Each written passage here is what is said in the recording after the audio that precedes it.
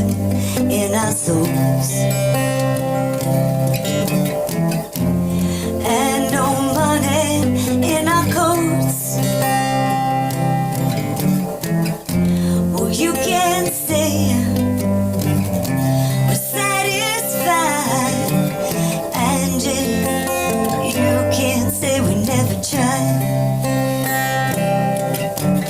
And you're beautiful, but ain't it time that we've said goodbye? And Angie, oh, I still love you.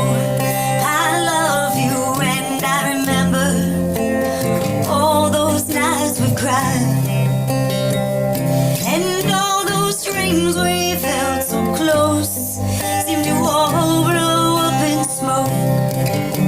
Well, let me whisper in your ear, Angie,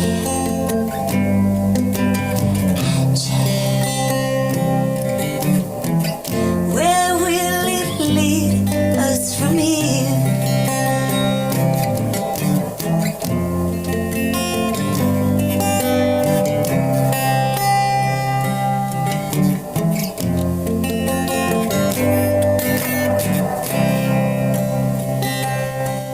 Oh, Angie, don't you wish, 'cause your kisses still taste sweet.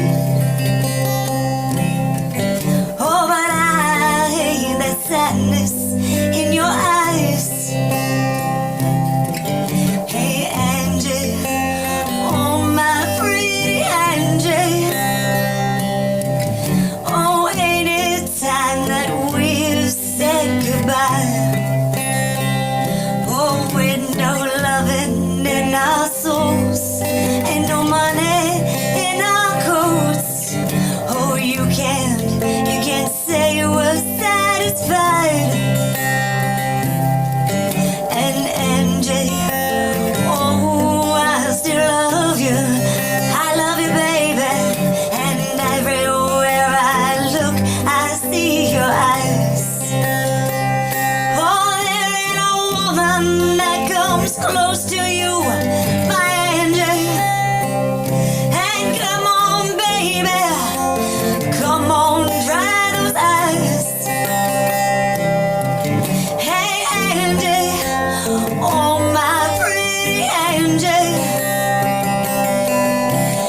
ain't it good to be alive? And Angie, you can't say we never tried.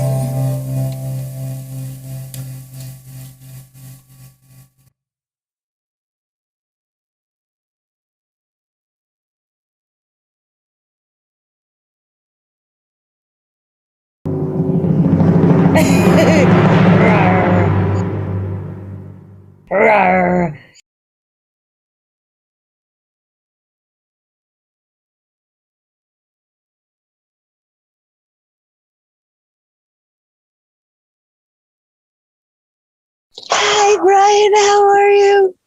Well, how you doing? I'm so good. I'm still getting this all situated, as you can tell. Right. Can you see two of me? Do what? Can you see two of me? I see a live view, and I see like a preview of, I guess, a picture of you, yeah. Awesome. I'm going to have to figure out how to do three of me. Hi, Tony. Tony! You're joining us to mix it up. I will show you how to make three of you. Yay! Just one's fine enough for me, because I'm an ugly bastard. Oh. You can never have too many Anges. Right? I still need three. So, Brian, I was so excited for you to come out with us and join us on Mix It Up Monday. You have some wonderful work, and you totally like to mix it up. I do. I'm a mixer. Ange, before you start, Yes. you're gonna have to make me co-host so I can record over here. Oh, And then- that's right. Oh, that's right. Hi, Tony. Tell me when I'm ready. You are ready. Hello, Tony. Yep. It actually changes the buttons. So Aww. So Steve don't need to push the buttons. Now we make Tony change buttons. What a way to mix it up on Monday. Mix it up. Yeah. So Brian, can you tell us a little bit more about what you do? Well, I can do a million things. But what I do is I smoke a lot, for one thing. I like to write music for people, you know, give them a chance to record, you know, maybe a song, maybe give them, you know, help them out with their dreams, you know, because there's a lot of people can't record your guitar or play guitar. So people just sing. So I just provide music for people who want to write a song or, you know, or just practice or whatever, you know. That's what I do. I'm just a musician. you do provide a lot of music for a lot of people. Yeah. All over BandLab. Oh yeah.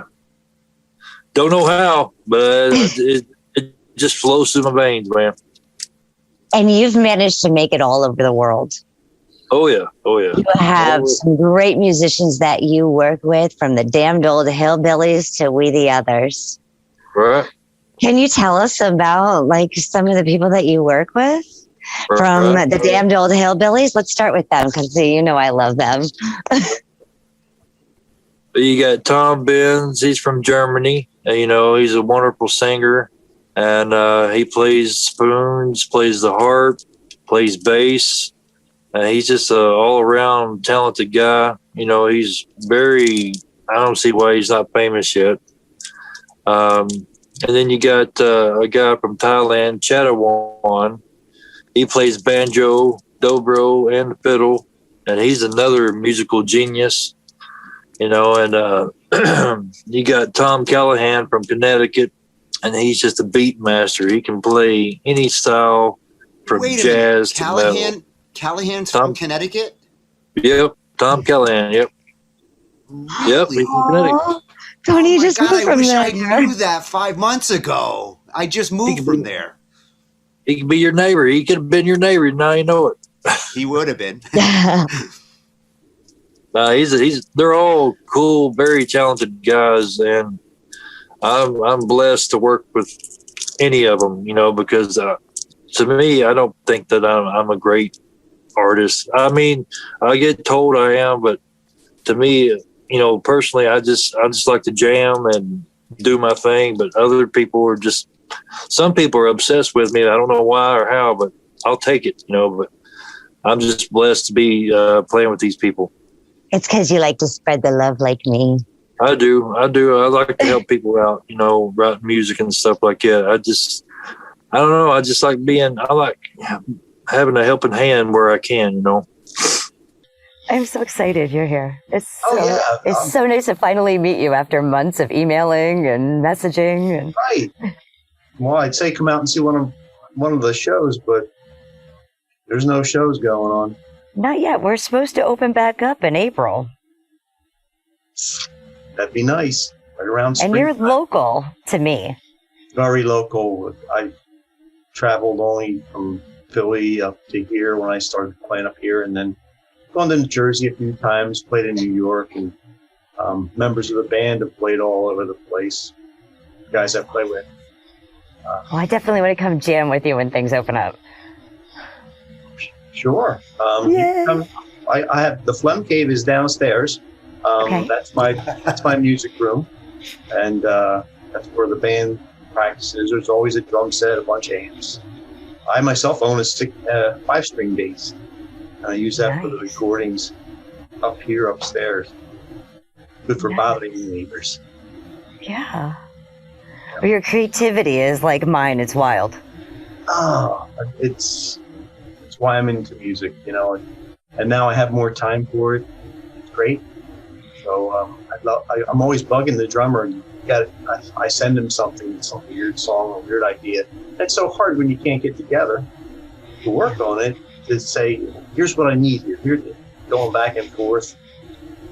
But we'll be putting out more videos soon. Oh, I'm I looking can't wait. forward to getting them out. Where do you come up with your songs? Usually Is it like the title that comes first, or? No, it's the idea. Well, they come from different angles all the time. Okay. Sometimes somebody in the band will just mention something like water heater. We're downstairs in the Phlegm Cave doing some recording, and Matt Roman, who's one of our bass players. I know Matt. Sure, everybody knows Matt and Alina. Yeah. Yeah, he saw us as a duo. Me and King Bedrock were playing as a duo at the time. He said, "What happened to your bassist?" And I said, "Well, we don't have one yet." He said, "I'll play bass for you." So cool. So he did a bunch of our recordings and did nice. And he had the 5-string bass, and me and Tom both fell in love with that low pound. Oh, is that's how you got influenced to buy one? It's all Roman's fault. It's yeah. We both start drooling when we hear it. So, but he's so busy that he really can't do everything with us. So sometimes we duo, but we have another bass player. But I said, you know what? I got to buy a 5-string bass. So at least we can do the recording and I can take care of that. Yeah. We also have Felix Wheatfield. You know him too? I don't know Felix. No, I've heard the name. Multi-instrumentalist. Does he play down at the Leather Corner Post? Because I've seen Matt Roman down there quite a bit. Yeah, I don't know if Felix played there. He's played a bunch of gigs with us. And I've also played with him on drums one time. At a gig up north beyond the Poconos or somewhere up there, I forget. But he played drums and I play guitar, and he said, "I know all your stuff." Well, you only heard it once, but he just picks it right up. It's incredible. Yeah. Incredibly talented. Yeah, he is extremely talented. Yeah. Yes. Well. And once the open mics start opening up, I have a great open mic in Easton I have to take you to. Oh, sure. It's a blues open mic. Is it new? No, Rob Fedorczyk has been doing this for about 13 years. Then I probably heard of it or read it in the paper somewhere and said one of these days, but Well, I'm going to make that one day your day, one day. well,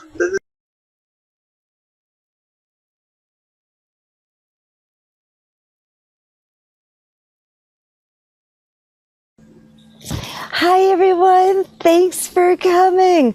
We have the amazing Emma McKay with us tonight. Woo! Hey. I'm so excited. Emma, how are you? I'm fine, thank you. And how are you?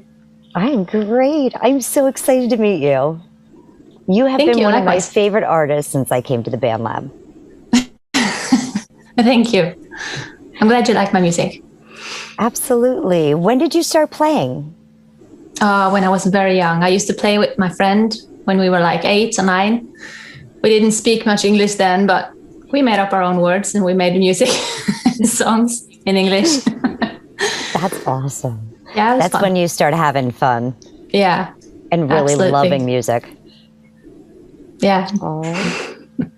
Now, Who are your now, when you were inspirations? doing those songs, then why did you choose to do them in English? I'm kind of curious. Oh.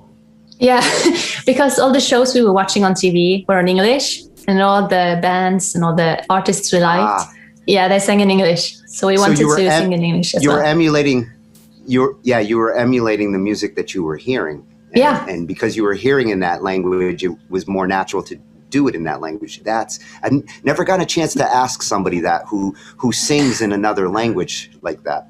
That's a good explanation.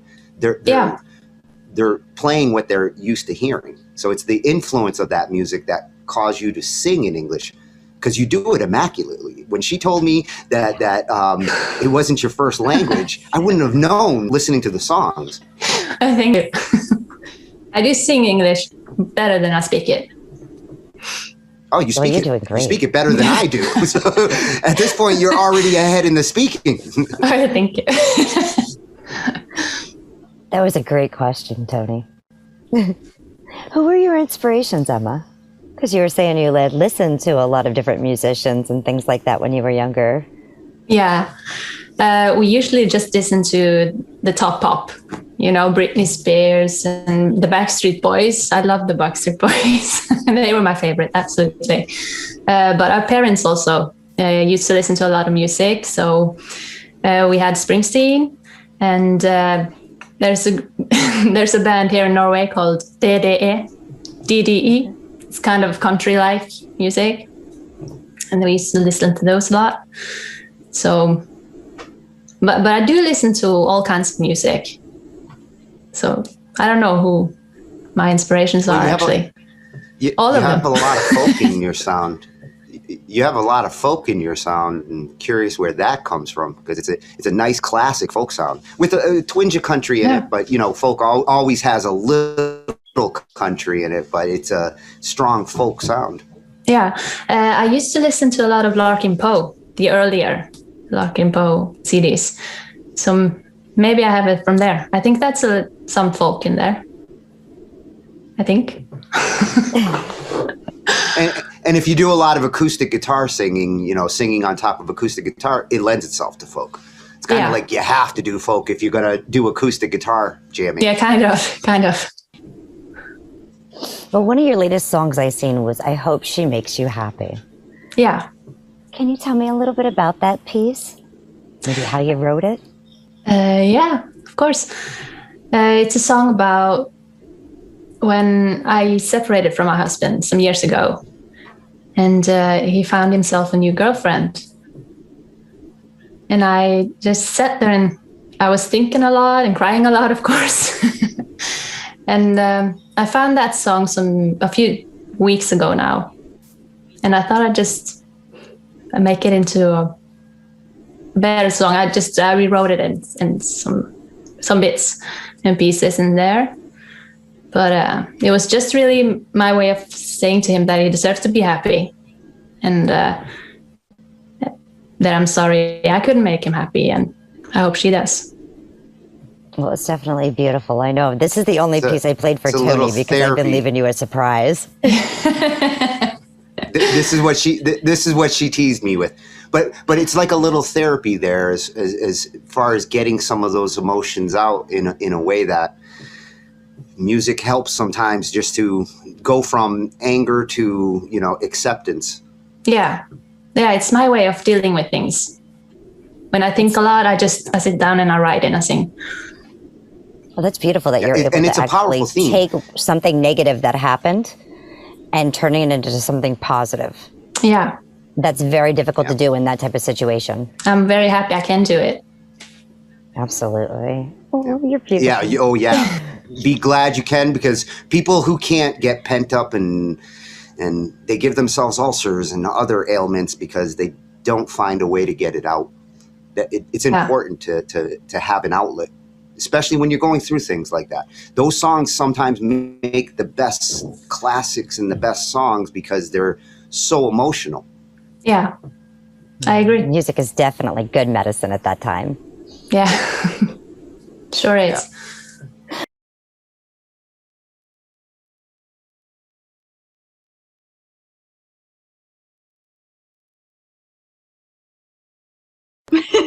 Yeah. Hi, Leela. Hi, Angie. I am so excited to finally meet you. It's been forever and a day. Really, it has.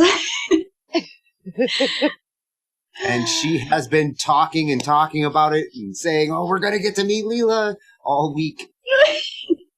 Yes, it's such an honor.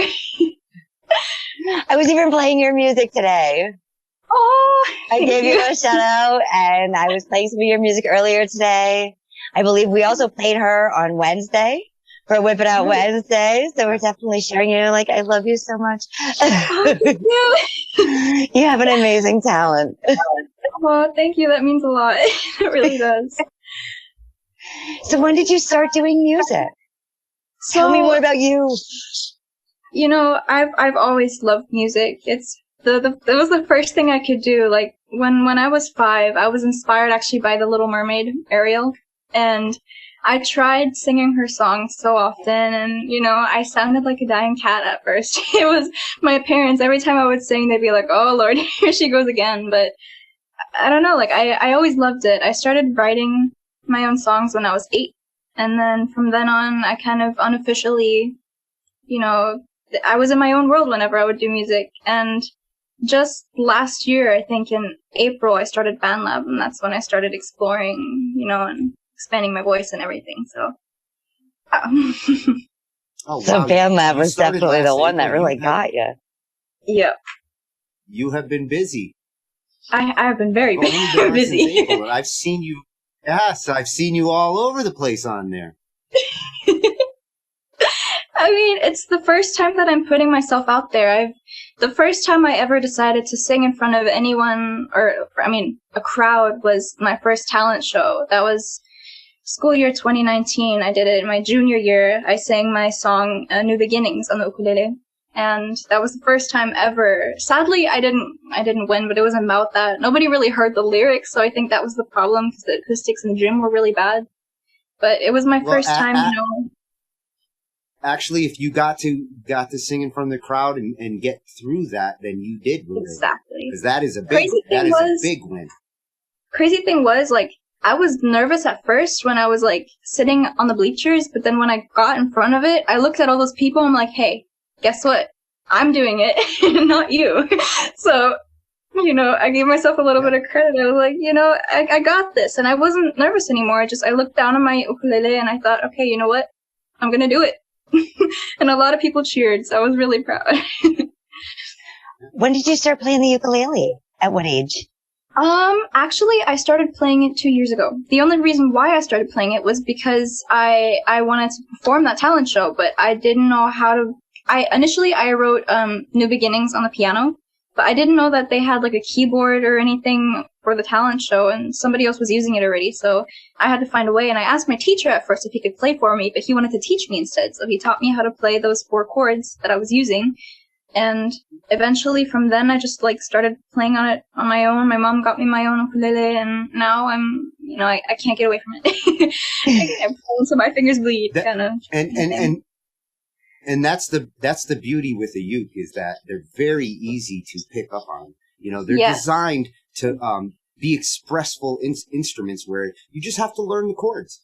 And Exactly. it's much better for like, you know, vocal expression. It complements those who, you know, it's simpler than a guitar, but it still has the same kind of impact. Plus, it tends to be brighter and fun. Yes. It helps. I think it helps songwriters really like figure out their melodies and things when they're writing their songs. It's a great instrument for that. It helped me find my voice, actually. Like, when I was, I feel like, I mean, this might just be me and my spirituality and everything, but I feel like when I'm with the ukulele and I'm playing it, the vibrations of the music are like, they're resonating with my voice, and I feel like I can find my tune, or my tone, sorry, and everything. Like, I find my voice. There you go. Thing. Like, Yes. That's how you find your voice. Yeah. You know, you feel that resonance from inside out. Exactly. Let me ask, with your songwriting, where do you get your inspirations from? Because you are an amazing writer. Thank you.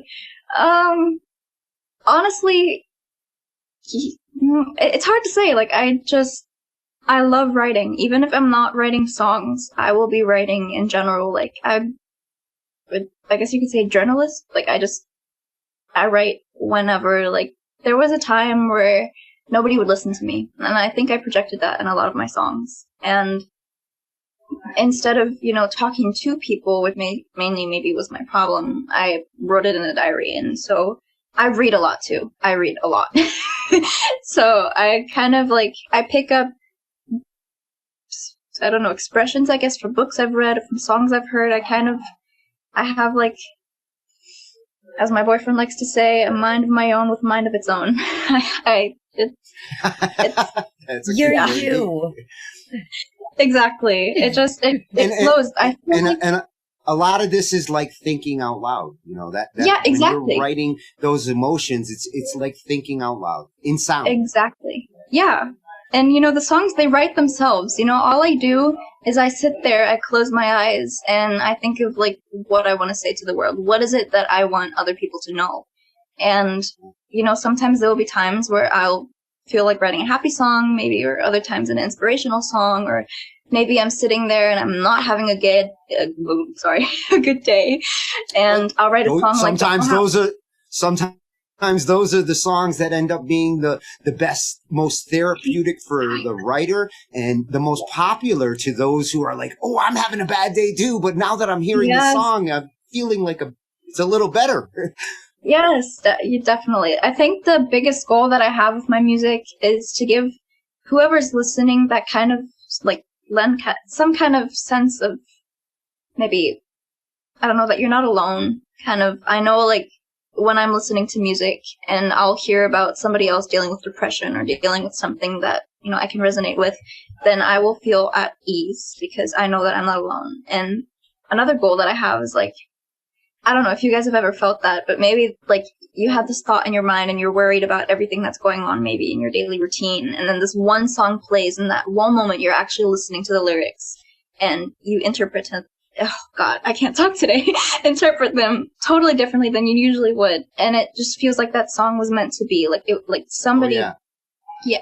That's what I want. I want at least one time my song to be able to do that for somebody where, it'll be playing somewhere or something and they'll just think like, what, that was meant to be. I know now what to do with myself, or I know that I can relax now, or something like that, Definitely. Oh, I think you're going to be doing that all the time to people with your songs. Thank you. That's the beauty of writing good songs and putting your heart into them is Right. People will feel it because others feel the same way. We talked about this in one of our other conversations in one of our interviews where, writing music is like finding other kindred souls sometimes. Sometimes that's why we do it, is to find others out there who are feeling the same way. And those who hear it and connect to it and say to you, like, I feel what you're saying in there, then you've got a kindred soul. Right. Not only that, your vocals seem to reach everyone. Did you ever have vocal lessons? Never. Everything I do is self-taught. Oh. Natural talent. That's great. Like I said, it's always good to learn to develop more, but you're a natural. So, that's coming out naturally. The things that teaching will help you with is to teach you not to hurt your voice or damage it because it is a really important muscle. So, even those who are natural at it can damage it if they don't learn certain techniques and things and respect the muscle for what it is. Right. Yeah, sing smarter, not harder. Yeah. There you go. Love it. There you go. Good girl.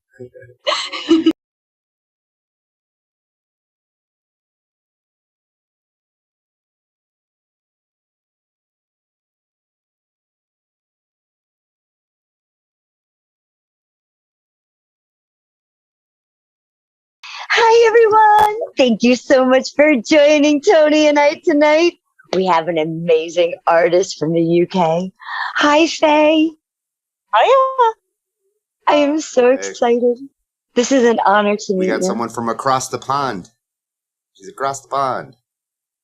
Yes. It's a big old pond, isn't it? That's how they say it, right? It's across the pond. Yeah, okay. Yeah, across the pond. Yeah. We're just our COVID restrictions have just been lifted slightly as of yesterday, so I'm a little bit hungover because the first thing us English do if we're allowed out is go and get drunk. That's the first thing I would do. Exactly. That's awesome. So what are your restrictions over there? So now I think we can meet outside with people. We were in like complete lockdown. We weren't allowed to meet anyone at all outside.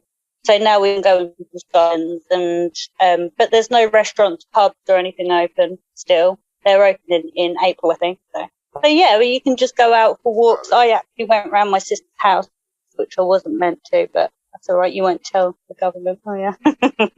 That's your family.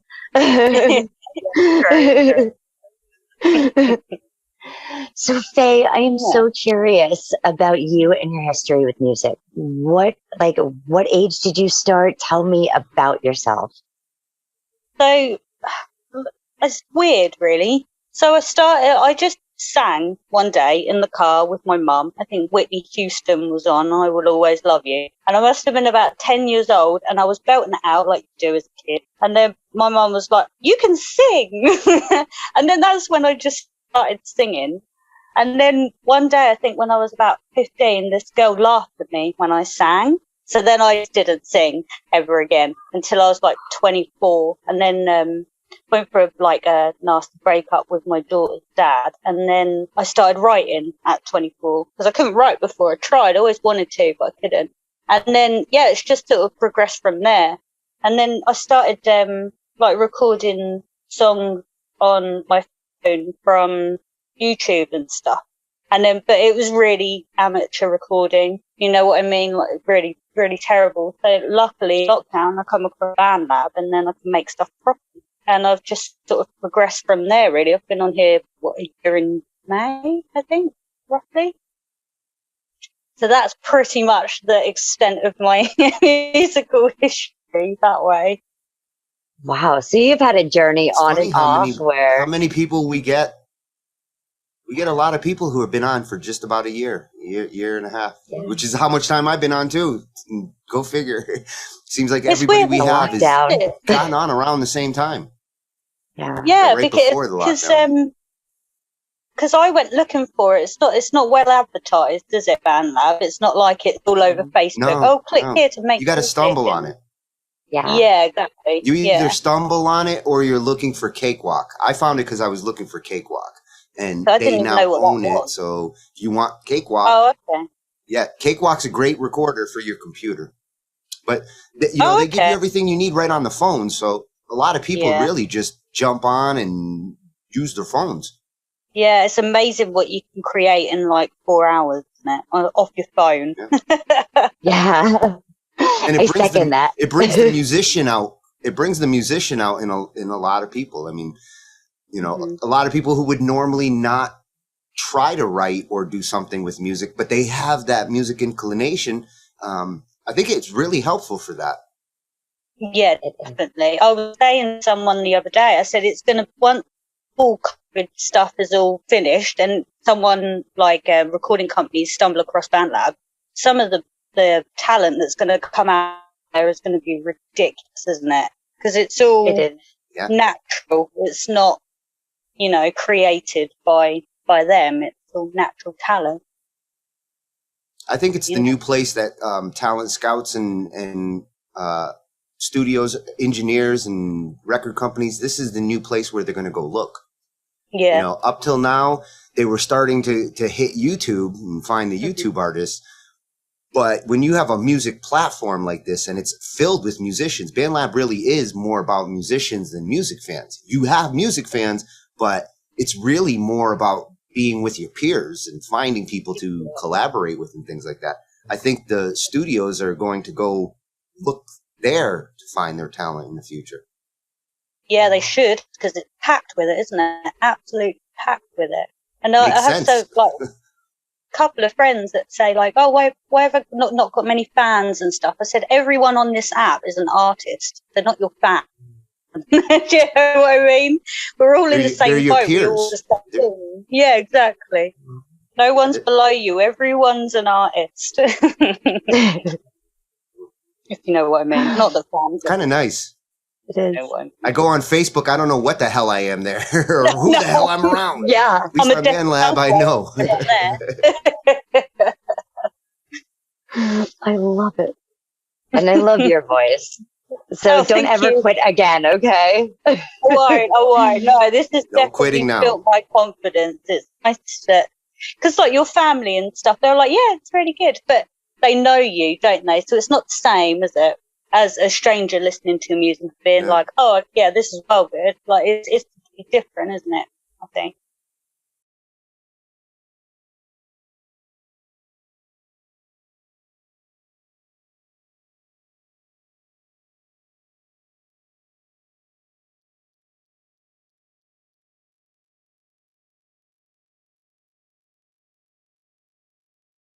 Okay. It's been such a long time. So it's great to see you. Good to see y'all again too. Yes. After finally getting a clean bill of health, feeling a little better. Yes. Well, I want to hear some music, Bo. I have been like deprived of Bo Smith music. Make sure you go ahead, BandLab, and find Bo Smith at Bo Smith Music. He's there. He's on YouTube. You can Google him and find him because he's an amazing artist. Right. I guess I'll start out with one I wrote called Our Heart. Do it.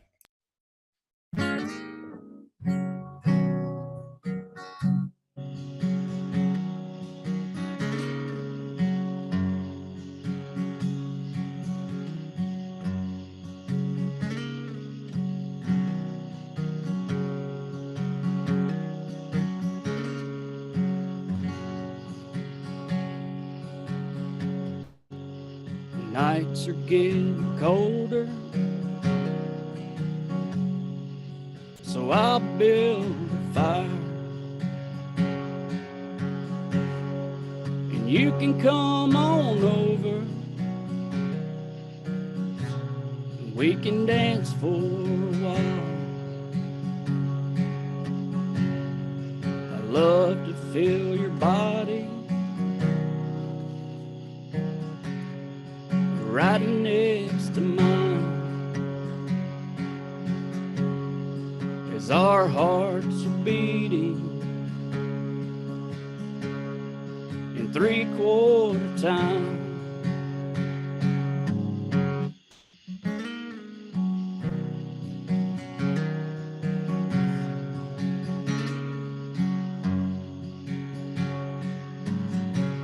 We get lost in the music as I twirl you around. It feels like we're floating 10 feet off the ground. To be in this moment, a waltz so sublime, as I'm falling in love in 3/4 time, as our hearts are beating in 3/4 time. Just had some company roll up. Well, that was awesome, Bo. Yay! Oh, thank you. I want to jump in that with you. Oh, you want to do That that? is such a catchy song. Yeah, I had Danny Nelly, I think's his name. He come in and did some guitar parts on it on BandLab. And you wrote that? Yeah, it's on. That's one on my album. I love that one. And there's a YouTube video on there too, right? You have that one on YouTube. Yes. Yep. Yes, yes, yes. I think the acoustic version video. I don't think I ever made another video of it. Like a full band. Acoustic is beautiful, Bo. And watching you do it live is freaking amazing. I hear a train coming now. Yeah, I've got lots of trains. I live like not even a block away from a train. I didn't know if that was you or me. No, you got lots of trains down there too? Mm-hmm. Yeah. Oh yeah. Well, this time it is definitely moi. Yeah. Hi, everyone. Thanks for coming to Whip It Out Wednesday. As we have a very special guest with us tonight, we're going to go ahead. We're going to play some Bobby Test, and we're going to have a lot of fun. We're going to take some links also after 10 o'clock, and we're going to jam it out with you and whip it out tonight on Whip It Out Wednesday. I hope you all enjoy and have lots and lots of fun. Hi, Bobby. What's going on, Angie? It is so awesome to see you. Hey, It's what's great up, to see you stranger? too. Where are you? There's Jeffrey. We've got some great artists tonight. We got some great music, and I want to learn more about you, what you do, your music, where you started, and where you plan on going.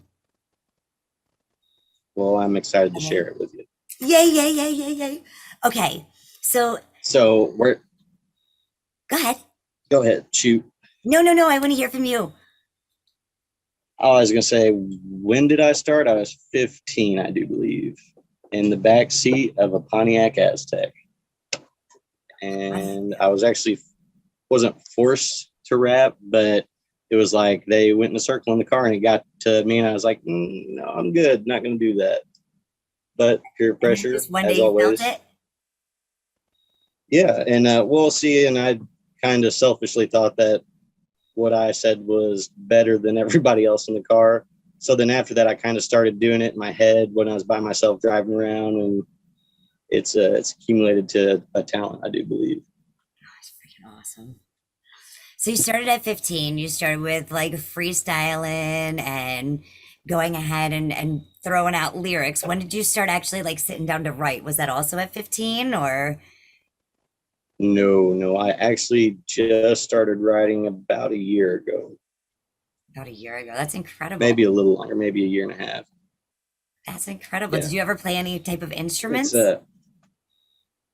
I played drums in high school from 7th grade all the way through high school. So Oh, that's awesome. I've got some percussion underneath my belt. That's awesome because I'm horrible at drums. If someone would have told me I'd have been singing, I would have called them a liar. And look what you're doing today. I know, ain't that crazy?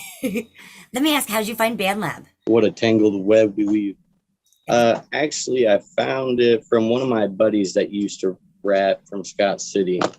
And he told me about it, and I kind of got on there and I listened to some of his music, and it kind of made me just want to start recording and see if I could make something sound better, and gave up, I suppose. So now it's just me and old Jay Frost on Lab in my new acquired Angified family.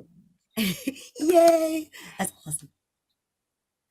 Well, the Angified family welcomes you, and it's going to be so awesome to work with you, do some collaborations, write some stuff together, and have a lot of fun.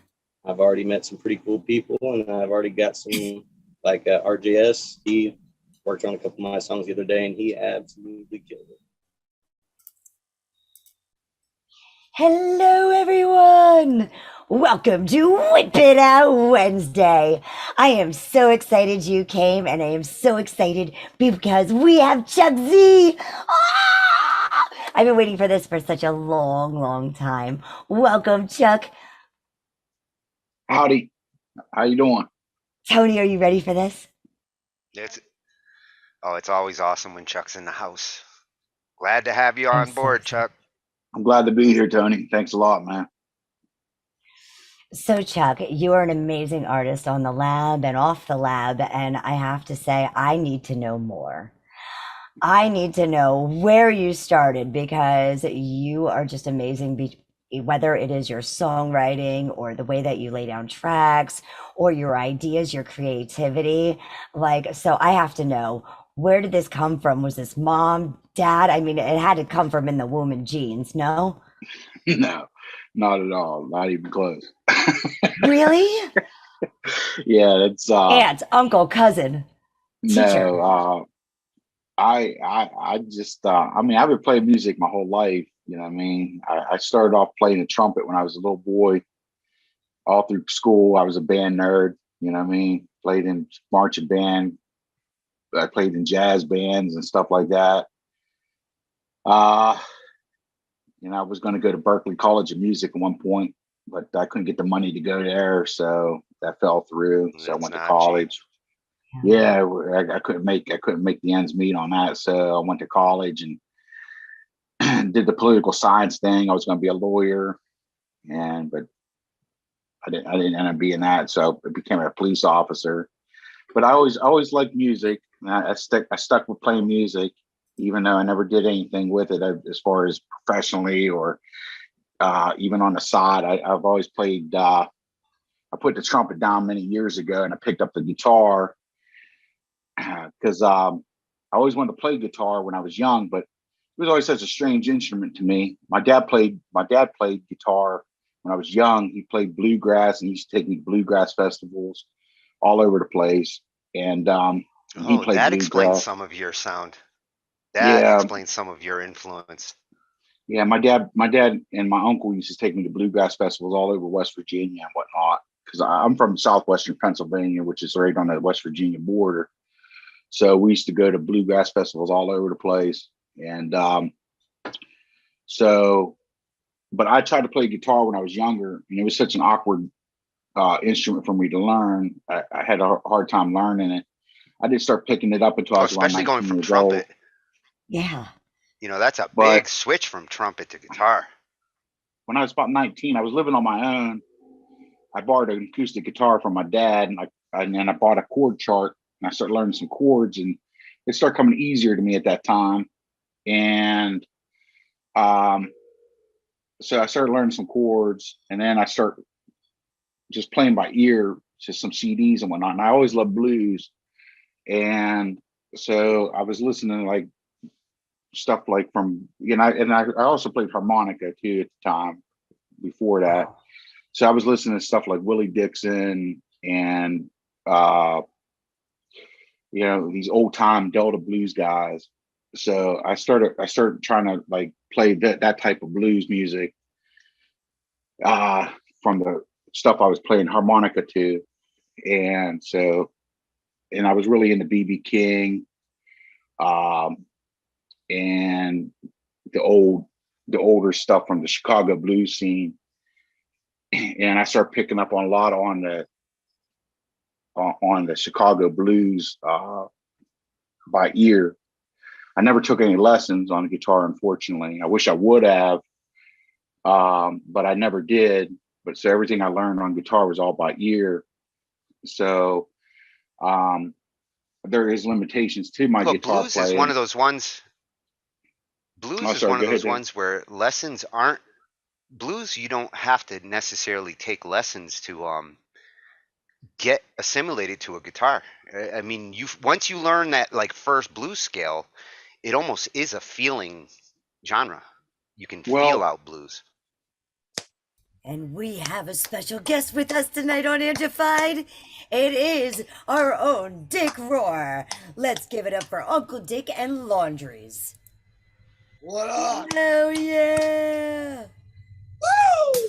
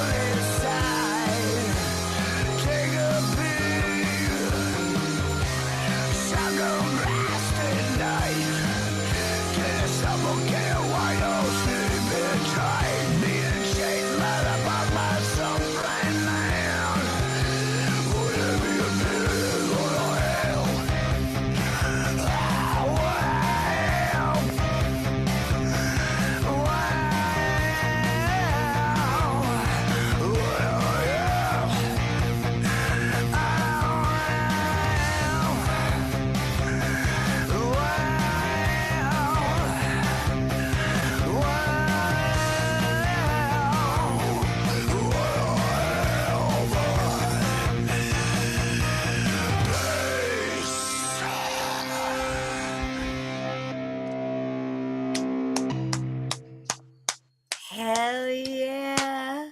Hit it. That's a hell of a way to come in. Thank you. Right? That was awesome. So you have to tell me a little bit about Laundries real quick before we start asking you more and getting to know you a little bit more. Because in the description it says the lyrics were done by Donnie B. I love you, my brother. Love it, don't you? And so I kind of just want to touch on this real quick before we move forward and learn more. Okay, well, the lyrics were done by Donnie B, whom is my brother-in-law, whom he really doesn't do music, but he's a hell of a poet. You know what I mean? And that is a form of music. It is. Well, yes, but it's music. It's songs without the music. So he sent me the lyrics, and I originally tried to put that to music. The first cut I had, I hated the music to it. It just didn't fit.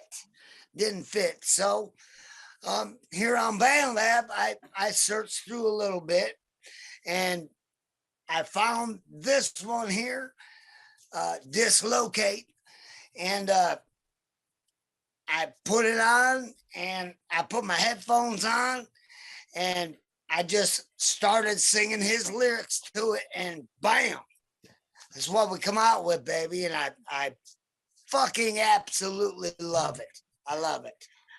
Awesome. I love it too. That's all I got. That's all I got to say about that. Yeah. Yeah. Hell yeah. Beautiful.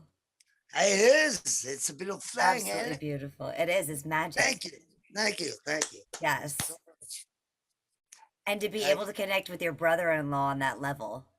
Yes. That's a whole different plane. Like, I love it. Absolutely. Absolutely. Well, he's married to my sister. So yeah. And for they've been married for like 10 years, and I never knew he wrote poems and shit. I never knew that. Wow. Until just recently I wrote a song about him. It's on my shit. It's called Donnie Truck Driving Man Take Me to Pakistan. It's just because, you know, we got such a good bromance that you know, I just love him so much, man. It's my bro. It's my bromance. You know what I mean? And they live up in Michigan, and I live down here in Florida, and so I only get to see him a couple times a year. So it's like when we spend time together, we spend time together. You know what I mean? So and then I never knew that he wrote lyrics. I never knew he wrote poems. I didn't know that. And now you do. Yeah, now that you know.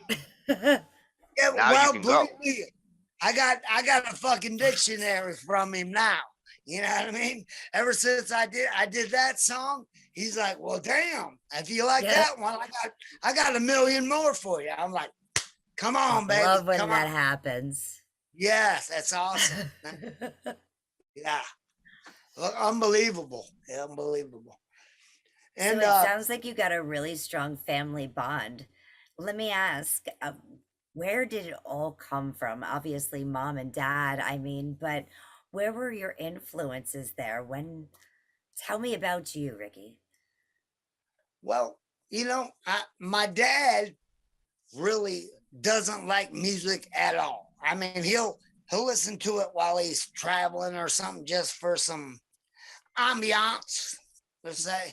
But my mom was a piano player, and she grew up with Elvis and Jerry Lee and all that. And she's the one that really inspired me to start loving music. And, you know, and just to hear her, like when I used to hear her, God rest her soul,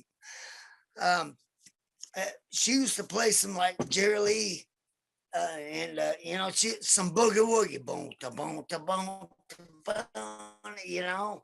And no, that must have been fun growing up with that. And, yeah.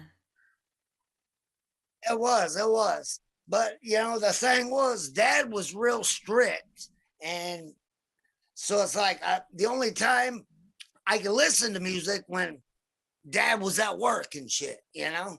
So, but I mean, it's like me and Mom would sit around and jam out to Elvis and Jerry Lee, you know, all them good old dudes and shit, man. And that's like where my basic influences came from, is from old school blues. And That's where some of that rock and country, some of that rock and country in your grungy. country comes exactly. from. And then Gruntree. Yes. Gruntree. Gruntree, yeah. Get it right. Gruntree. Get Uncle Dick shit right, baby. Come on. Yes, thank you. Thank you very much. Thank you very much. That must have been.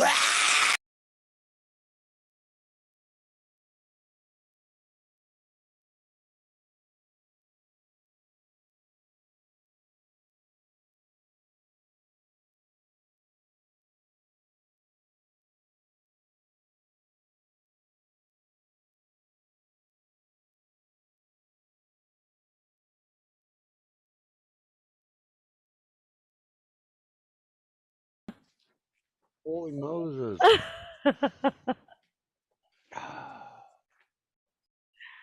This is awesome. Mm-hmm. We should have just. There you go. It works. I love it. Has that worked or not? It's better. I like it's better. Yeah. The N and the G are still backwards, but the A's right. It's in the right spot now. The letters are still backwards. It's knocked it off the wall. It's been angified. No, it's been angified. Now it's agified. Oh man. That's right. That was cool. Now we're just fine. I tried. Now it's I love it. That's great. It's a thought that counts. It really is. Why? I love it. Spent so long on that sign for you. So, Evil Cathedral, I have to ask, where did you come from with your music and your inspirations? What was Mom and Dad doing when you were in the womb? They were, well, I'm from England, obviously. I'm from an area in Oxfordshire. Do you guys know where Oxford is? A little bit? Uh-huh. No, they, it's, okay, what about, okay, you wouldn't know that. So yeah, I'm from near a place called Oxford. I know where London is.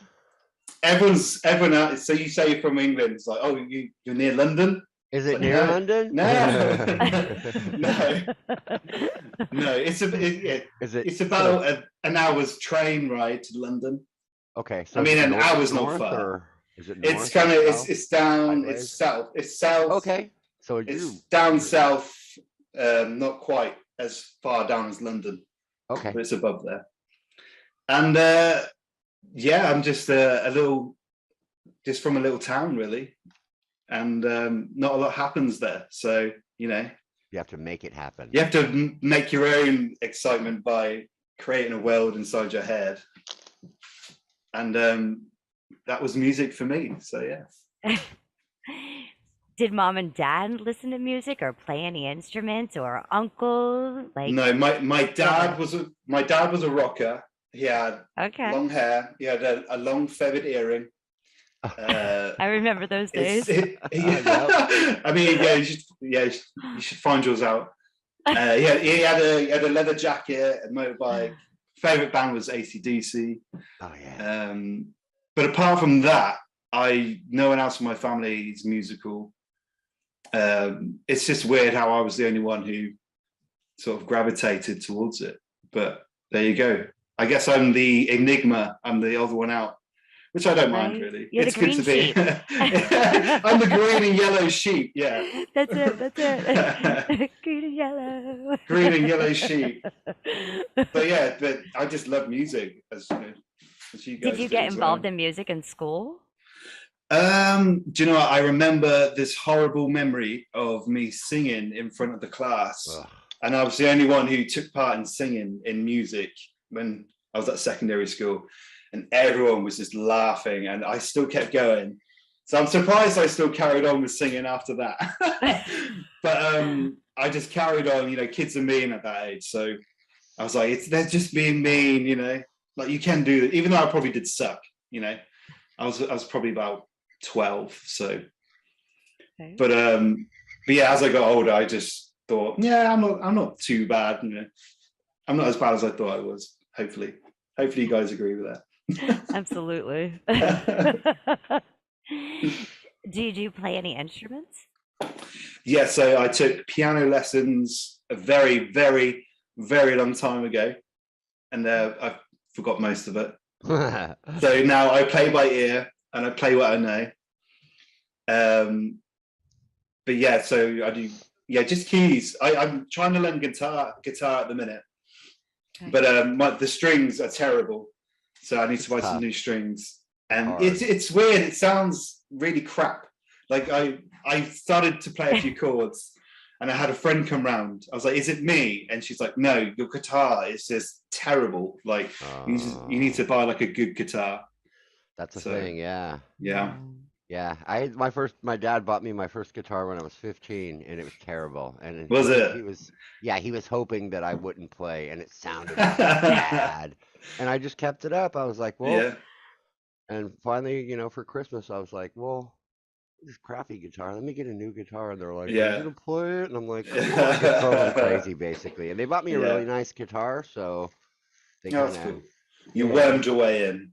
Yeah, they fostered it for me, and honestly, what you said is so true because it's hard as hell to learn how to play. I mean, you It's gotta so put a hard. lot into it, and Yeah. I don't have the patience for anything anymore, and I don't know how I did it as a teenager because I'm terrible. I'm the worst. I was the worst. Anyways, yeah, I sympathize with you there, but yeah, stick with it. I mean, as an adult, I'm gonna give it a go. It's a lot easier to. It's my New Year's resolution for next year is to play a fucking song on that guitar.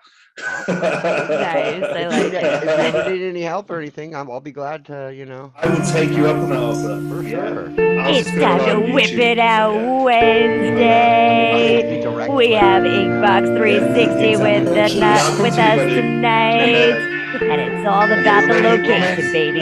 Yep, you better be here to whip it out with us tonight on Wednesday. Oh my As goodness, you that can is see, definitely we have that's gonna be a big evil piece 360. between Jason, and then if you add See? Wall into He's it as here well. with us today. Always, yeah. I'm so excited. Hi, Ink.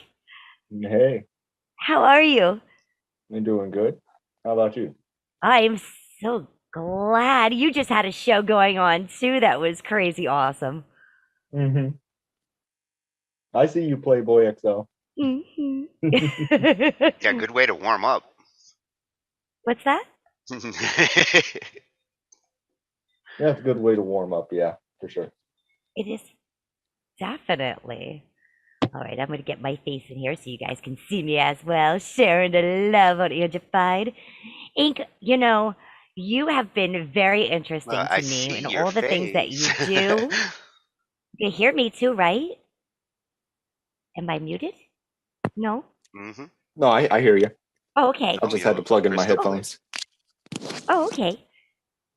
So, Inky, you definitely, like, you have my curiosity going because all of the amazing things that you do, things that you build, the shows that you put on, all the love that you share out there with other musicians, you know, when you do your review shows, the information and the little critiques and things.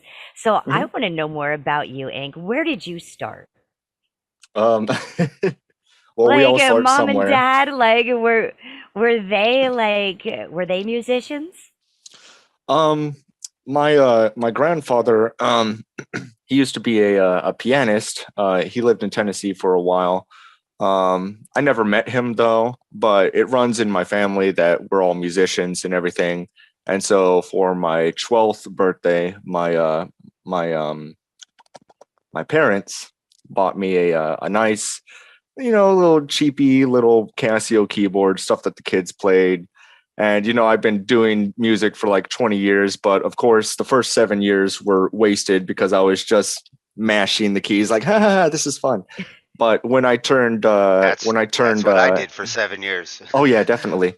So for like the first 7 years, it was just messing around, just playing around, yada yada yada. Then when I went into the Navy, I was thinking to myself, well, maybe I should actually try to do something with this. And then I started doing covers of songs from video games that I liked playing at the time. And I'm like, holy crap, I can actually play this. I don't read sheet music. I don't know how to read sheet music, but all of a sudden I know how to play by ear.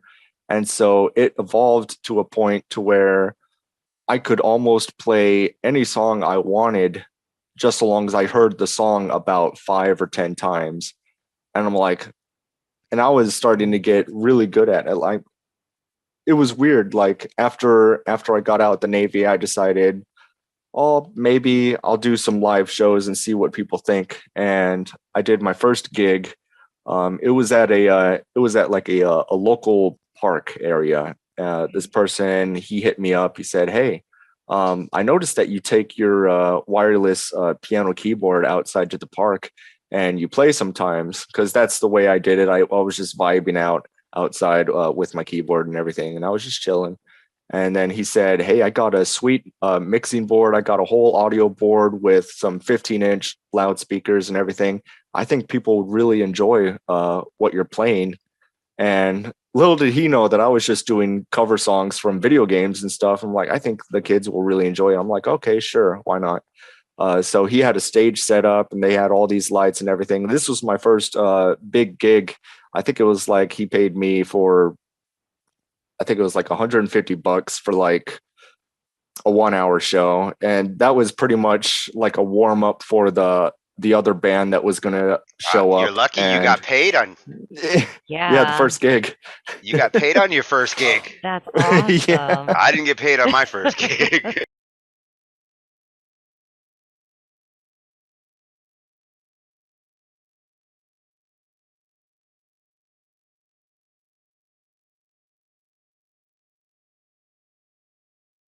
I'm Jason. Good to meet you. And I'm It's Angie, and that's Tony. It's 50 degrees here where I'm at, so Fahrenheit. So that's cold for me. It's snowing here, so it's got to be cold enough to snow. So where are you guys? Like, which states are you in the US? I'm in Pennsylvania. Okay. I'm Cool. in Maine, north. Is that north like Maine East Coast right or where? Okay. Yeah, they're Tony both on and I the are East Coast, and I'm on the West Coast. I'm in California, so it's a big difference. Yeah. Not only in the weather, but in the time too. Yeah. Sure. Yeah. I used to live in, I was living in Seattle for a year. Oh yeah. Quite some time ago, because I was before I became a full-time musician, I was working in IT. So I was working with Nordstrom IT back in their headquarters were there, so it was cool. So you know how And the weather. the music scene is yeah, the weather was like cold, and I mean Seattle was quite a rainy, but I loved the city was great, like musically and Yeah, then just. they do have a good music scene. Music scene was awesome, and also the whole topography of the place, like just the bays and the. I used to live by the bay, and it was pretty cool. Like just like nice to go for a hike, or it's very green and nice place to live. Well, I have to So say it doesn't just rain every day. Not really, actually. I have to say congratulations. For? When I received your message on Facebook, you're the Global Grammy nominee. That album is absolutely beautiful. Your album. I'm not a nominee yet. just submitted. It's for it's submitted, but that's why I said for consideration. But your lessons. But I hope. I was like, oh my god, did you get some inside information? No. Next week we'll know, I guess. Yes. Well, but I yeah, have to tell you, your album is absolutely beautiful.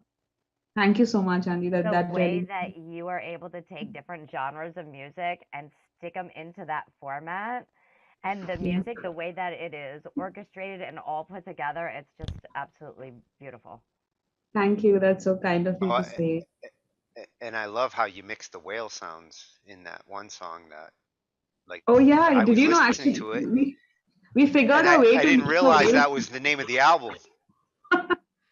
No, the album's called Lessons in Love, but Whale Song was one of the tracks. But we actually figured a way to get the whale sound using delay and a string bend and just put a lot of reverb and delay, and you just like slowly bend, and it sounds like like like the Wow, humpback. you guys did that with an instrument? The instruments, What an yeah. amazing production! That's very. But there were I actually thought a for few sure that real. was real whale. There were also Wow, I real thought for whale sure that sounds. was real whale sounds. Yeah. And right at the end, there were whale sounds, just like at the outro of the track and stuff. But the rest of it is all simulation on the guitar. That's very cool. Yeah, I like That is that. so impressive. Thank you, You just blew Tony. my mind there. Tony. Let me ask, when you started music, did that come from mom, Me? dad, family? Yeah, where did it come from? Because you're such a natural. I think I started learning Indian classical music when I was a kid, like maybe 5. But the guitar and everything happened at when I was 16, and then yeah, I guess I just started liking singing English songs. I mean, so interestingly, like we speak English at home and stuff. Also, it's not like I mean, it's more like a first language. So I think I started thinking like in English when it came to songwriting as well. So then I just like I don't know, it just happened, I guess. I don't even know how. I think I just started seeing things around me that were happening, and I would pick up the guitar and just emote with it, and the song would just happen.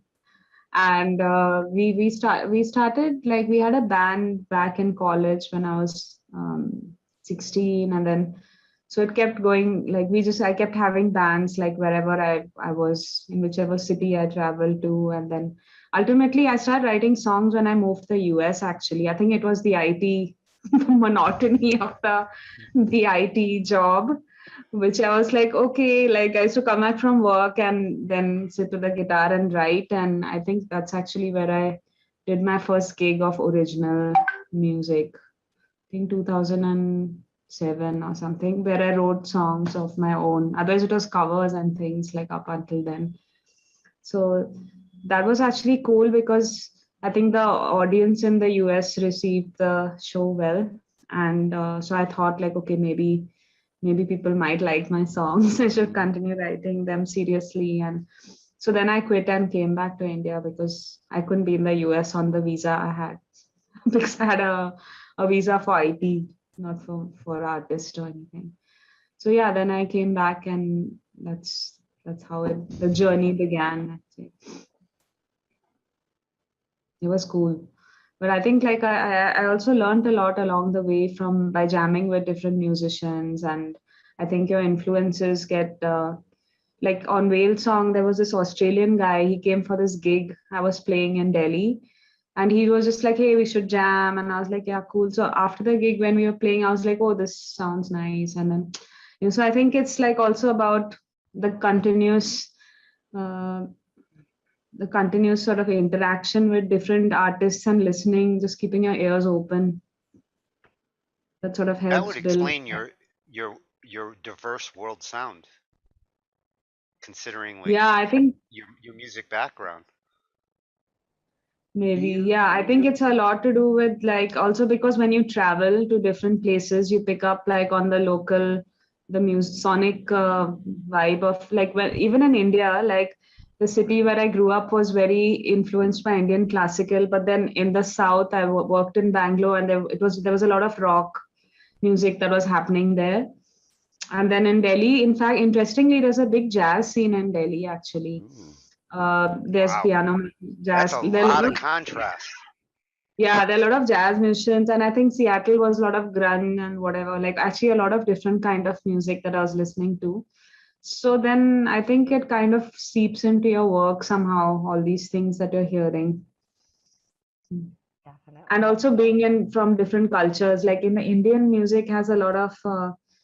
So I don't like to traditionally keep my songs very Indian sounding, but there is an element here or there that creeps in, like like an instrument. Like in the first album, there was like sarod and a flute, like on different songs. So it adds an element, but it's not like a traditional, traditionally like sitar and tabla, like what you generally expect. Like, do you write traditional songs, or do you just write contemporary songs, or have you written traditionals before? I have. No, by traditional, what exactly do you mean, Jason? Traditional to India's style of music. Yeah. So I'm from Kashmir. So my second album was kind of like a blend of Kashmiri folk songs and then their translations into English. Right. The idea of the whole album was like, so I'm not sure. Do you guys know a lot about, I mean, have you heard about Kashmir or anything? A little bit, uh-huh. Okay, so basically, it's like there's a lot of. It's a very. It's the most beautiful state in India. It looks like mini Switzerland or something. But unfortunately, there's a lot of terrorism that happens there because Pakistan wants to own that piece of land or something. So there's always like terrorist activities. I mean, like somebody gets shot or something happens. So what happened is that when I was a child, my grandparents were kidnapped by the terrorists in Kashmir, and a lot of the Kashmiri Pandits were forced to leave because the terrorists wanted to make it a Muslim state or something. So they said, if you don't leave, we'll shoot you guys or whatever. So a lot of people left, and then my grandparents got taken away by the terrorists. And luckily for us, the police did some rescue operation and they got saved. But what happened is that they decided. So after that, they came to live with us. We were not in. We were living in another state at that point, and they came to stay with us. But after a few months, they said we want to go back and live in Kashmir. And to me, that I asked them, you guys just got kidnapped. Like, why do you want to even? Like, I don't know. Don't you think it's a wiser thing to just like hang around here? And they were like, no, because it's our home, and they said that it doesn't. No matter what happens, your home is always your home. And to me, that really inspired me And to it's hard explore. to just give it up. Exactly. Yeah, it's hard, and it's your connection that's so strong. And for me, I wanted to explore that love for Kashmir. And so then I started doing a lot of research, and I felt like the media always just talks about how beautiful it is or how terror stricken it is, and there's nothing else they talk about. So I wanted to help the world see a more humane side of this place, like through the culture and through there's also like in some radical Islamist belief that women should not sing, and some women that tried to do that were shot, and What like kind of some, mentality is that? yeah, there's some radicals that believe. So I wanted to also highlight that a lot of the Kashmiri poetesses were actually women that were famous. So a lot of so this whole album was kind of like to help the world see a more positive side of Kashmir. And we wanted to do that as an experience. So we crowdfunded this whole visual piece of the album, which was the money was used to make videos and animation and everything. And we would do this traveling audiovisual show where we play the songs, tell the story, and show people so that, it's more of we want to kind of use it to help drive change, like in perception. Very cool. I like In a that. way. Yeah. That was cool. And we came to the US too. In fact, we played in Chicago. At a lot of the Kashmiri Pandit that migrated came to the US, and they have an association called the Kashmiri Overseas Association. So they invited me actually because I couldn't afford to pay for the They all came in band. and watched you play, and they came to your shows and stuff. That's really cool. Supported you. Yeah. That's great. That's really cool. So that was. Hi, everyone. Thank you so much for joining us on Whip It Out Wednesday. Tonight, we're whipping out RLT Boogie. Say hi, everyone. Hey, It is so nice to meet you. hey, it's nice to meet you too. This is awesome. I have so many questions for you. Well, shoot. Yeah, she started teasing me with your tracks last night, saying get ready. Okay. That's right. Yes. So I have to ask, like, where do you hail from? Decatur, Alabama. Nice. Mhm. Did you like? Were you born there? Yeah, born and raised. Nice, nice, nice. So who were your Home is where the heart inspirations? is. Like, Do what? who were your inspirations? My Because you don't inspiration? sound like you're from Alabama. I really don't. Well, I have a lot of inspirations. Like I like listening to conscious rap, you know. So it's like there's some artists I pull from, like Mac Miller. I like Tech Nine a lot, Greaves, uh, you know, stuff around there. I also am inspired by like some heavy metal, rock and roll a little bit too, All like right. Nice. and R&B. I'm big on R&B too, so I like try to blend all those genres, kind of. Oh, you span genre. And you're not kidding about the genres. You picked the like right ones. Those all contrast each other, but they also complement each other when you can blend them like that. Yeah, yeah. And I used to not. I used to have my music used to be way different, you know, when I was first finding myself. But now I've found my style, the way I do my music. Well, how You old found were your you when you sound? started? Do what? How old were you? Like when you first started music? Well, I've always went to church a lot, Okay. you know, a Baptist church, and I used to sing in choir when I was younger, like I would say 8 till 10, 13 years old. I was 13 when I really started writing music though, when I got into hip hop All and right. stuff like that. I used to do poetry a little bit too before that, so that kind of helps with where I'm at now with my music. Was there Oh yeah, specific authors? poetry Specific, is like music writing. I can't think of many off the top now. I really didn't read much. I mainly just wrote my own and just did my own stuff. Okay. Was it inspirations from like people around you? Like at a 13-year-old age, like, Yeah, there was a few people around me. Like I met this one guy a long time ago. He wasn't really a rapper or whatever, but he used to freestyle a lot, and he would get me to freestyle. And then I met some other people that was like, "Hey, freestyle," and I wasn't good at it. But then I started freestyling, and that made me want to write music. And then I got better at freestyling, and then yeah, so it just all kind of came now. And like I haven't done music in years. I've only been back at doing music for like almost a year now. really? What That's got you really back in? mind blowing. What got you? Was it all this COVID shit? Like I need something to do. No, I had a son who was 6 years old and he died in 2019. And I was going through a lot of, you know, depression, and then I was married and my wife left me and I was really down, you know, and the only way I could get out of that was to write my feelings down, to write how I felt. Yeah. Come back And a to lot your of roots. I had a lot of friends. I had a lot Sometimes of friends. music's the only way to power through that stuff. You know, sometimes music is the only way. And especially Yeah. with church and being in choir and prayer. Yeah, I had a lot of friends too pushing me too. That was like, man, we missed it when you used to freestyle. We missed it when you used to write music. Like you could really do something. I met the right people, and now that's what I'm doing. That's awesome. You should really Yeah. do something. And you're never allowed to quit again. Okay? You have No, fans, so you're I definitely on top of friends. You got fans. really appreciate that. Where did you get your technique for your hooks? My hooks? Oh, Yeah, okay. the hooks that you write in your songs. Like I want to know more. Yeah, you do got some hooky shit. Yes. They're so easy. It's like I'm just hanging out. I'm just chilling. And sometimes I'm with a friend or sometimes by myself. I play a beat and usually the hook just comes. It just comes to me. And it's usually from freestyling too. Most of my stuff comes from freestyling and then I just write it down. Now I know you were talking about music. Do you play any instruments?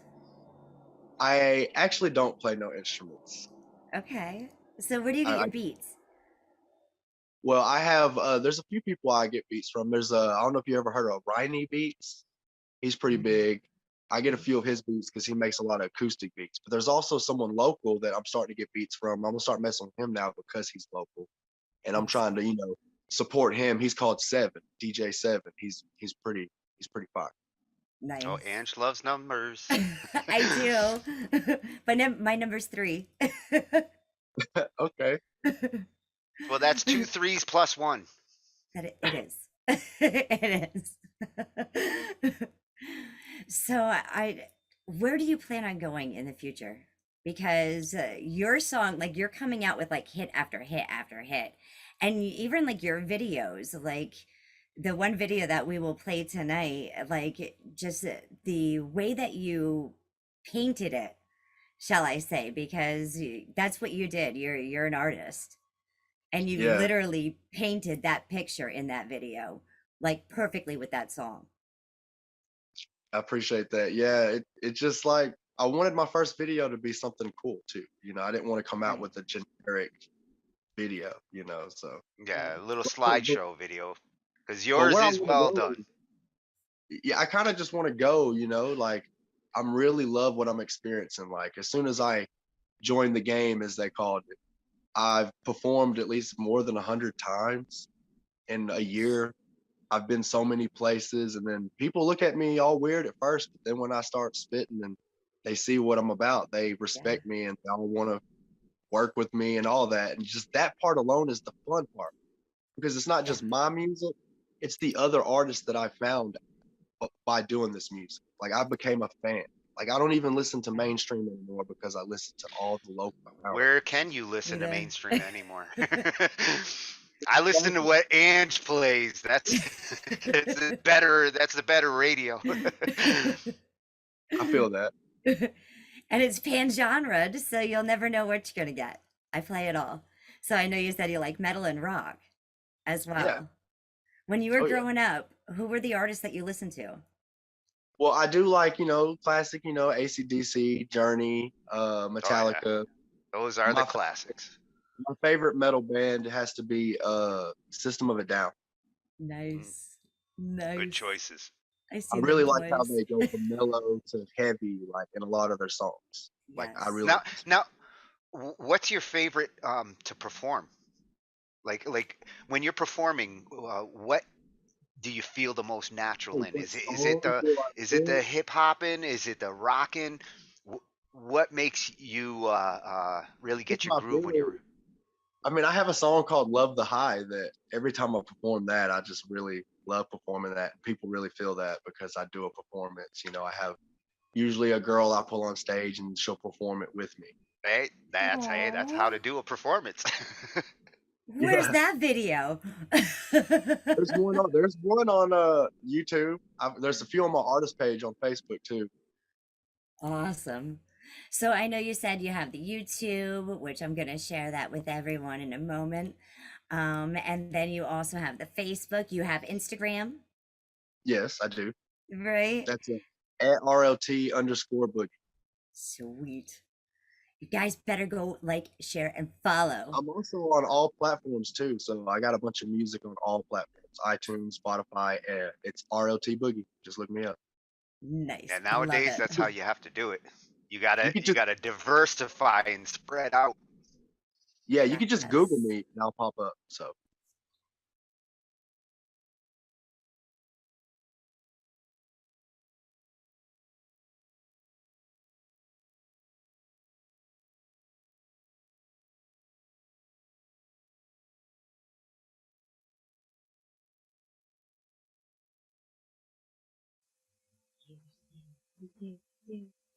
Yay! And we're live.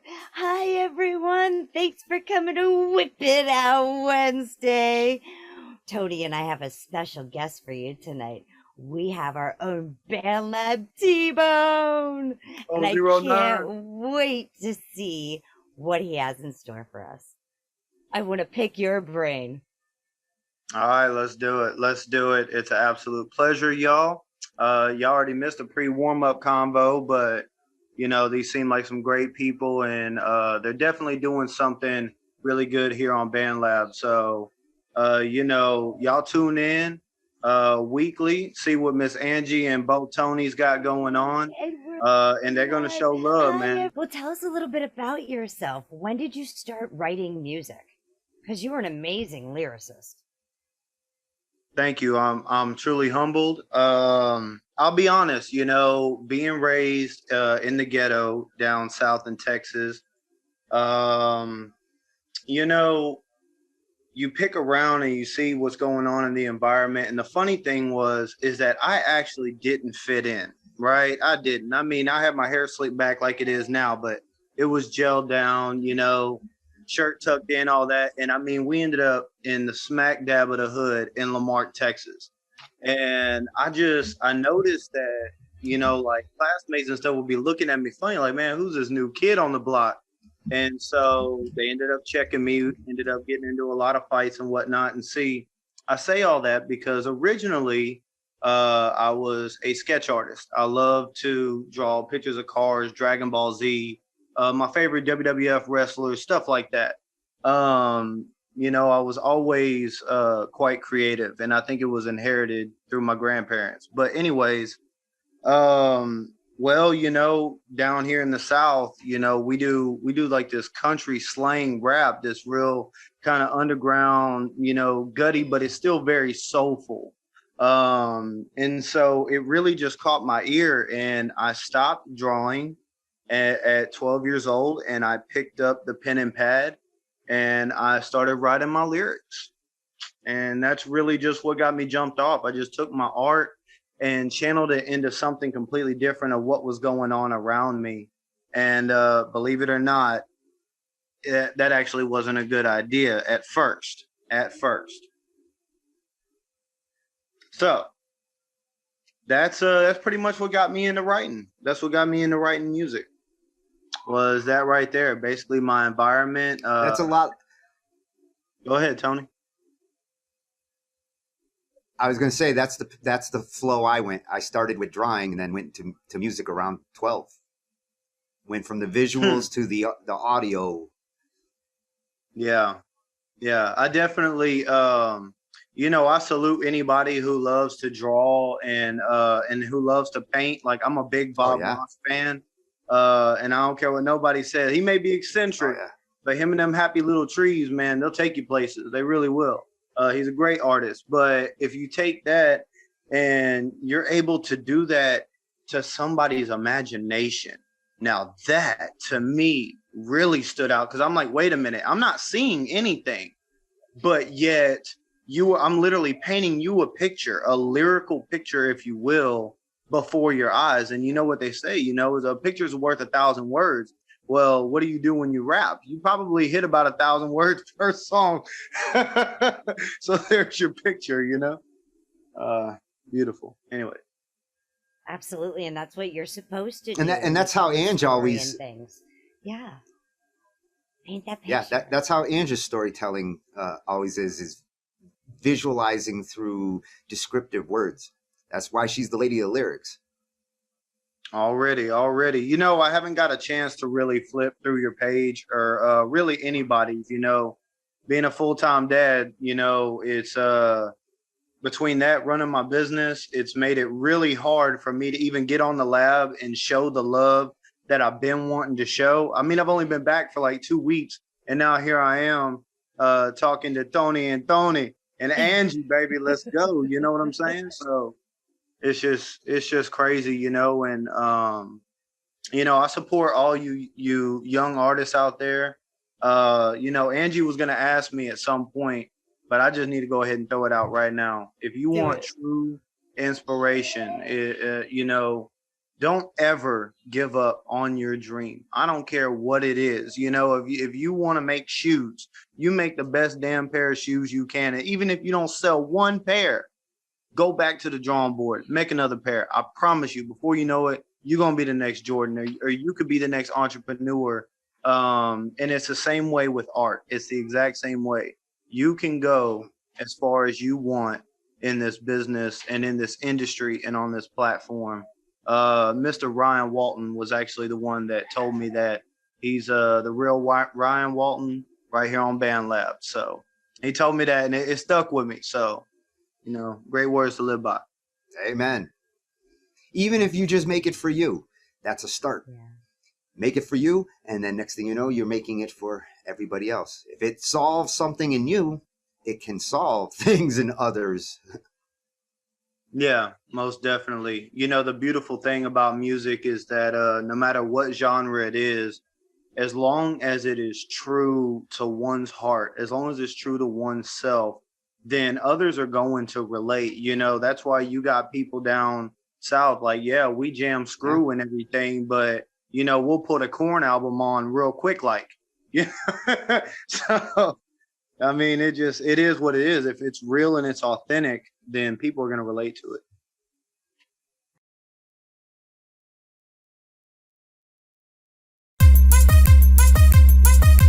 Oh, I think y'all know who it is.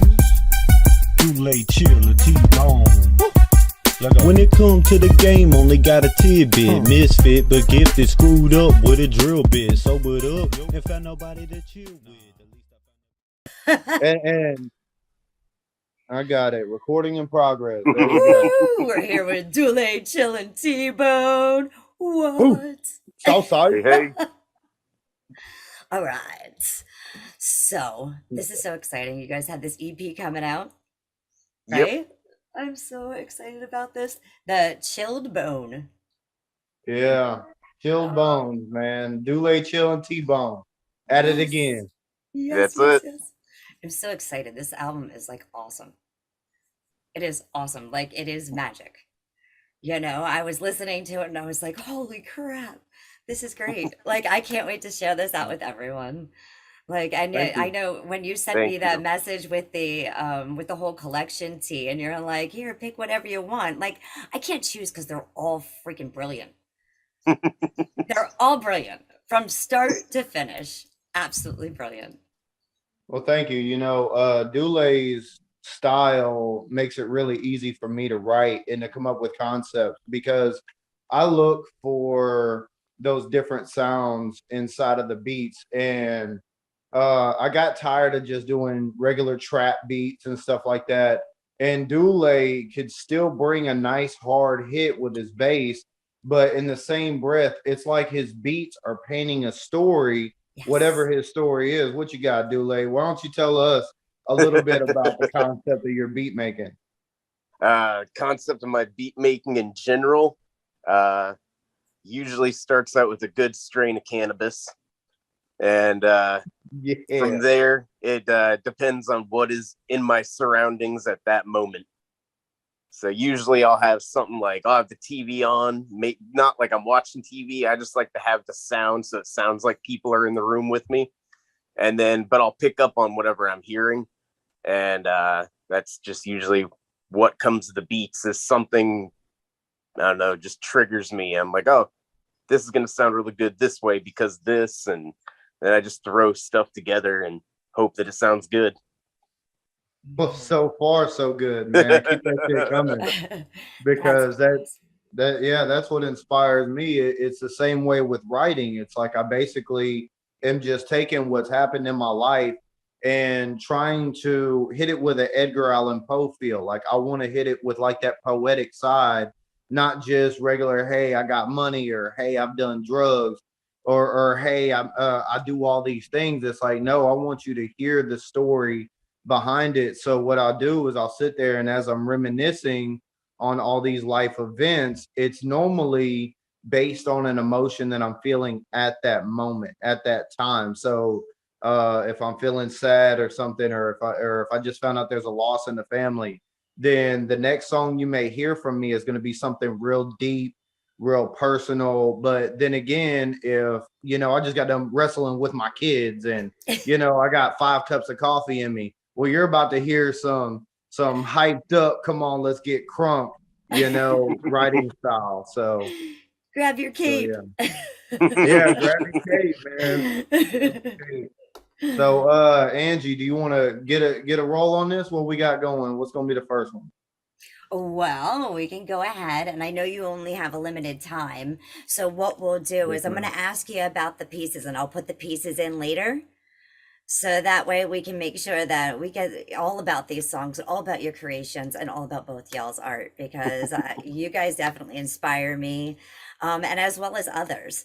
You know, Dule, your beats have inspired so many to write and to come up with creations. You know, you may just think that's something in the background that you hear, but the creations that you come out with, it just drives people to say, I have to throw down on this. Like, this is such a beautiful background painting, Right. you know, and you've got the clouds in there already, and you've got the green grass, and somebody comes in and they're painting their little swing sets, and, you know, just making your masterpiece come to life, you know, which you may have just started with, you know, something going off in the background, but your creations that come out of that have definitely inspired others. Oh, and I So, appreciate that, as well as everyone that uses any of my beats. I always love hearing what they come up with.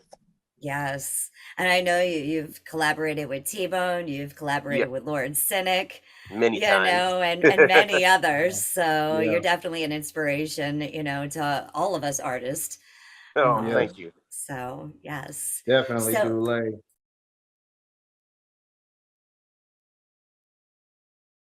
We stand with the belief to be you, to be heard, and to be original.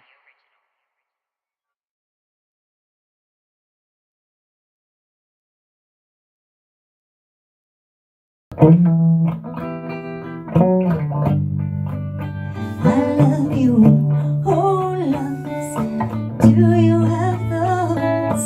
Do you wanna share them with me? I love you, oh loves. Oh, do you have thoughts? I'd like to share mine with you. Can we share? Are you gonna spread love or hate? Are you gonna spread love or hate? Are you gonna spread love?